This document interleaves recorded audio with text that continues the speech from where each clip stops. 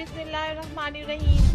अस्सलाम वालेकुम नाज़रीन। इस वीडियो में हम आपको माह रमज़ान के मुतालिक दो बड़ी अहम खबरों से आगाह करेंगे, लेकिन इससे पहले जिन दोस्तों ने हमारे चैनल को सब्सक्राइब नहीं किया वो पहले चैनल को सब्सक्राइब कर लें। तो नाज़रीन, जैसा कि आपको पता है कि माह रमज़ान 23 मार्च से शुरू होने जा रहा है। इस माह रमज़ान की सबसे बड़ी खूबी ये है कि इस मरतबा इस माह रमज़ान में 5 जुम्मे आ रहे हैं, जो कि हमारे लिए रहमत का बाइस हैं। इसके अलावा महकमा मौसमियात की पेशगोई के मुताबिक इस मरतबा माह रमज़ान में सख्त गर्मी बढ़ने का इम्कान है, क्योंकि इस मरतबा रोज़ा भी 15 घंटे तक का होगा।